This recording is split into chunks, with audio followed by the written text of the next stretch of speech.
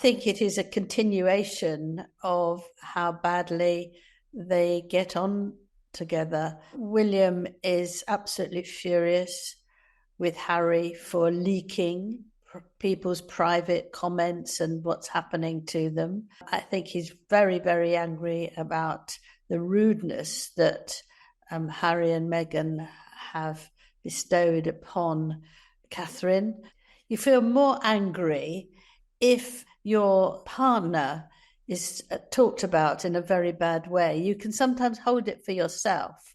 But if it's someone you love, and particularly Catherine, who's worked so hard and has been such a brilliant member of the royal family, to attack her when she can't even reply, I think he's disgusted by and doesn't want anything to do with him. And these are two main things. Harry has tried to make his mother to be more concerned with him than she was with William, which is also a spiteful thing to do. I mean, he told me that he felt he was still in contact with his mother and looked up to the heavens as he said that, and that she was very proud of him. She gave him the ideas of what he should be doing, which charities she should be following, and he's very grateful for that, where she's not actually doing that for William.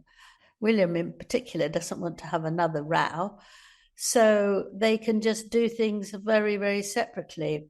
The one thing that I spotted today when I read about it was that they said that William was going to come first and go to the Science Museum and give 20 young people the award from Diana, and Harry would speak afterwards from America.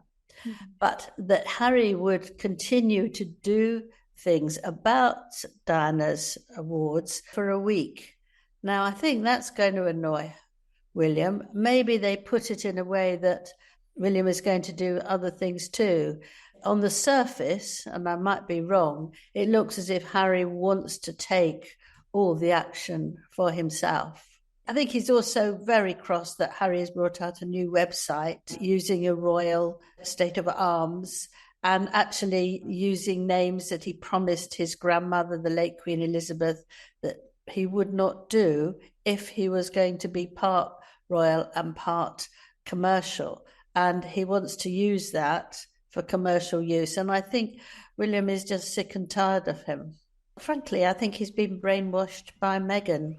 When I interviewed him for the biography I wrote about him, he told me how much he liked his father, and he told me how close he was with William, that they are incredibly close, and that because they've shared a unique life, losing a mother when they were very young, and also that if they went to a friend's house, they had to have police there to check there was nothing going to explode under the bed and all that. So that's completely understandable. He said we can say anything to each other, but obviously there's been a limit, and he's overdone it. All these nasty things that he said in his memoir, Spare, is part of all this destruction that has been made for him and within the royal family. I think it's spiteful of a very bitter man.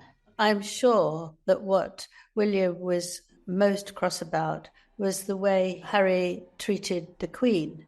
He and Meghan wanted to leave the royal family. The Queen was quite prepared to do that, but the royal family doesn't move fast. So it needed to be done carefully about what he could do as part royal and what he couldn't do.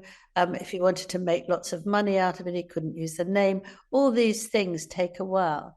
But he didn't want to stay, and Meghan certainly didn't. She couldn't wait to get away from the UK and the royal family, which she hated. But suddenly she thinks it's all honky-dory.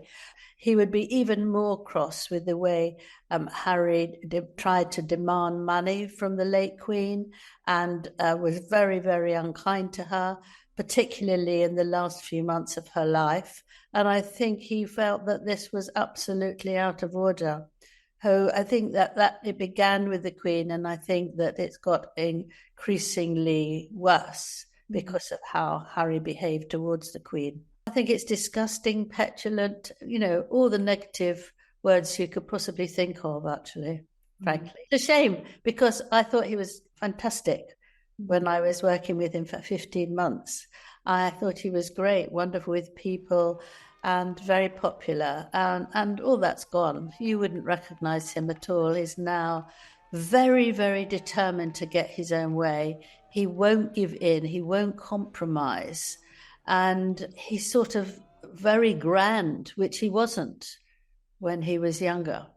And when he had the engagement interview by the BBC, he was saying that if Diana had met Meghan, they would be the closest friends, and she would be jumping up and down with enthusiasm. I don't think your brother really wants to hear all that. It's very unkind to assume that his mother likes him much more and is in touch with him through the heavens rather than William. It's a very unkind thing. So we know that when the statue of the late Princess Diana went up, it in 2021, it had taken them years of arguing as to what she should wear, if there should be children, how many there should be around her, which way she should be looking. It took years. I don't think Princess Diana would allow it. I think she would absolutely shout at both of them and say, "Stop it! You know, this is absolute nonsense." And she liked the monarchy. It wasn't a happy marriage because they were completely unsuited. But she wasn't against the monarchy, and she was extremely respectful to the Queen, and she would not allow bad manners. She really cared very much about bad manners, and she also cared that they behaved properly like princes. The boys wouldn't be like they are now. They've had that terrible shock and loss. But I think Harry, who adored his mother, William did too, but Harry would have been a different person altogether. I don't know whether he would have married Meghan or not. That's not actually quite the point, but his mother would have had a big say in everything he did and would have encouraged him in all sorts of things. She wouldn't want him to be half in, half out, the royal family either. And I think that she would have had a very different effect on him, because he wouldn't have felt so abandoned and so isolated and very much the spare, which is why he gave that book his title. I don't think Meghan takes a step back.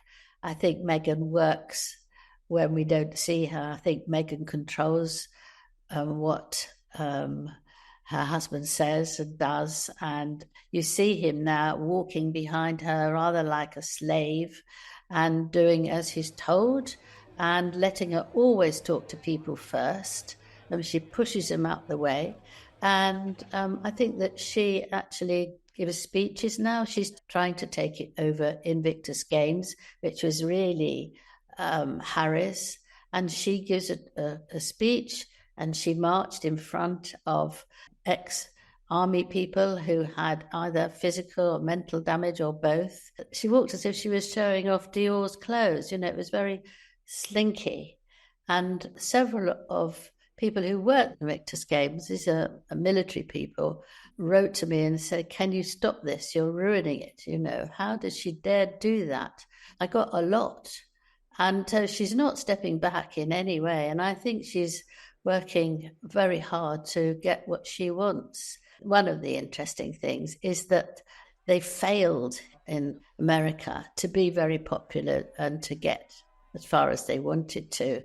So that's why Meghan is now pretending that she would like to be here in London, UK, and get more stimulation. But she won't. I mean, I think the British people don't like her. She's very unpopular. She's one just slightly above Prince Andrew. I don't think William would accept Harry becoming a member of the royal family again, because he's been so rude. He didn't write that book when he was 11 or 12, a young teenager who had a grievance. You know, he's a grown man, he's nearly 40, And so, it's about time he behaved himself, frankly.